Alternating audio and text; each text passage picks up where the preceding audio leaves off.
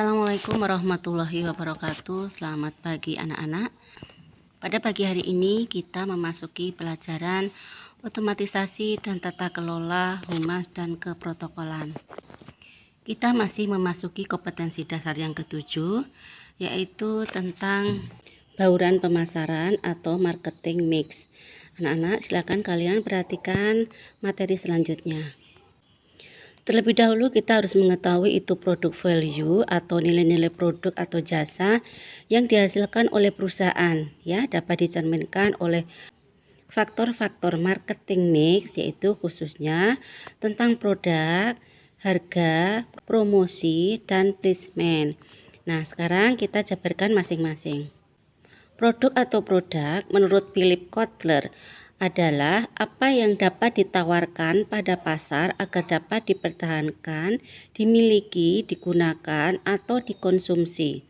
Sebuah produk dapat dibedakan berdasarkan mutu atau kualitasnya, ukurannya, desain, kemasan, dan kegunaan yang lebih apabila dibandingkan dengan pesaing.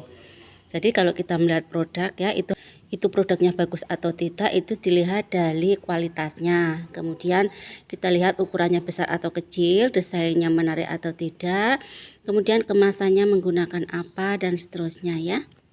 2. Harga atau price. Perusahaan harus memiliki strategi untuk memastikan bahwa harga produk mereka dapat lebih menarik bagi konsumen apabila dibandingkan dengan harga dari produk pesaing. Artinya, kita berikan harga yang murah tetapi kualitasnya bagus dan tidak merugikan kita. Itu akan lebih memberikan daya tarik tersendiri bagi konsumen untuk membeli produk-produk kita. Untuk menentukan harga, ini ada 2 ketentuan, ya. Yang satu, harga merupakan salah satu bagian dari bauran pemasaran atau marketing mix yang penting dalam pemasaran produk. 2. Menurut Kotler, harga adalah jumlah uang yang harus dibayar pelanggan untuk memperoleh produk. Harga itu memiliki peranan yang penting dalam proses pengambilan keputusan para pembeli, yaitu sebagai berikut. A. Peranan alokasi dari harga, yaitu harga dapat membantu para pembeli untuk memutuskan cara mengalokasikan daya belinya pada berbagai jenis barang dan jasa. B. Peranan informasi dari harga, yaitu fungsi harga dalam mendidik konsumen untuk mengenali faktor-faktor produk seperti kualitas. Hal ini bermanfaat terutama dalam situasi saat pembeli mengalami kesulitan untuk menilai faktor produk atau manfaatnya secara objektif. Artinya gini, kadang pembeli itu bingung mana barang yang akan dibeli, ya. Sama-sama jenisnya barang tetapi mereknya lain atau berasal dari perusahaan lain. Nah, disinilah harga itu sangat menentukan sekali untuk menentukan keputusan bagi pembeli atau konsumen untuk memilih produk yang diinginkan. 3. Promosi atau promotion. Promosi adalah kegiatan yang bertujuan mempengaruhi konsumen agar mereka dapat mengenal produk yang ditawarkan oleh perusahaan kepada mereka. Kemudian ini ada strategi mengenai bagaimana sebuah produk dapat dikenal oleh konsumen. A. Bisa melalui periklanan atau advertising. Periklanan merupakan alat utama bagi pengusaha untuk mempengaruhi konsumennya. Advertising dapat dilakukan oleh pengusaha melalui surat kabar, radio, majalah, bioskop, televisi, ataupun dalam bentuk poster yang dipasang di pinggir jalan atau tempat-tempat strategis. B. Promosi penjualan atau sales promotion merupakan kegiatan perusahaan untuk menjajakan produk yang dipasarkan dengan sedemikian rupa. Oleh karena itu, konsumen akan mudah untuk melihatnya. C. Penjualan pribadi atau personal selling merupakan kegiatan perusahaan untuk melakukan kontak langsung dengan para calon konsumennya. D. Publishing atau publicity, yaitu cara yang biasa yang digunakan oleh pengusaha untuk membentuk pengaruh secara tidak langsung kepada konsumen agar mereka menjadi tahu produk yang dipasarkan.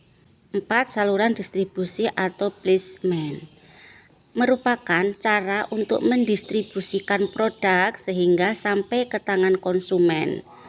Sistem distribusi yang dilakukan dapat secara langsung ke konsumen atau bisa melalui perantara, yaitu dengan pedagang besar ya, namanya wholesaler, atau melalui pedagang kecil atau retail. Hal-hal yang harus diperhatikan dalam placement itu A. Dapat membangun loyalitas penyalur dengan rasa saling membutuhkan dalam rangka menyukseskan pemasaran produk. B. Memberikan insentif kepada penyalur untuk meningkatkan penjualan dan persediaannya. C. Mengembangkan efisiensi pengelolaan usaha penyalur dengan membantu mengelola tenaga penjualan dari penyalur. D. Menyediakan produk untuk memudahkan konsumen menemukannya melalui perantara iklan, peragaan, atau penempatan produk di tempat penyalur. Anak-anak, dari pertemuan 1, 2, dan 3 materi humas dan keprotokolan ini pada kompetensi dasar yang ke-7 dapat kita rangkum sebagai berikut. 1. Profil perusahaan atau company profile merupakan penjelasan mengenai perusahaan, termasuk produknya secara verbal ataupun grafik yang mengangkat corporate value, product value, serta keunggulan perusahaan bila dibandingkan dengan pesaing berdasarkan kedua value tersebut. 2. Ciri profil yang baik dan bagus yaitu desain harus menarik, tidak berlebihan, elegan, dan terlihat profesional, mudah dibaca, singkat, dan jelas. Menggunakan bahan cetak yang bagus sehingga makin terlihat profesional. Berisi informasi penting tentang perusahaan, serta terdapat gambar ilustrasi sebagai pelengkapnya. 3. Menurut Robbins 2007, struktur perusahaan itu sebagai penentu pembagian dan pengelompokan pekerjaan secara formal. Menurut Ivan Cevic 2008, struktur perusahaan itu sebagai proses penentuan keputusan untuk memilih alternatif kerangka kerja, jabatan, proyek pekerjaan, dan departemen.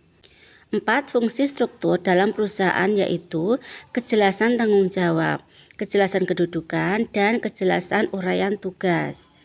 5. Komponen struktur perusahaan yaitu pembagian kerja, pendelegasian kewenangan atau delegation of authority, pembagian departemen, dan rentang kendali. 6. Prinsip mendesain struktur perusahaan menurut Robbins 2003, Kitlow 2001, dan Cortada 2001 yaitu spesialisasi pekerjaan, departemenisasi, rantai komando, rentang pengawasan, sentralisasi dan desentralisasi, serta formalisasi. 7. Kinerja perusahaan dapat dibedakan menjadi dua bagian, yaitu pengalaman pekerjaan terdahulu dan laporan keuangan perusahaan.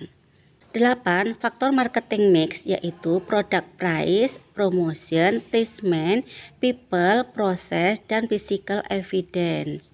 Menurut pakar public relation Frank Jeffkins 2004, perencanaan program kerja public relation yaitu terdiri atas semua bentuk kegiatan perencanaan komunikasi, baik kegiatan ke dalam maupun ke luar. 10. Pengenalan situasi perencanaan humas yaitu perencanaan logis, proses transfer humas, kompromi yang diperlukan, penyelidikan situasi, dan pengumpulan pendapat. Anak-anak, demikian tadi materi yang Ibu sampaikan tentang profil perusahaan. Silakan kalian pelajari lebih baik lagi agar lebih paham. Kemudian untuk hal-hal yang belum paham bisa ditanyakan di grup WhatsApp pelajaran. Baik anak-anak, Ibu akhiri materi daring pada pagi hari ini.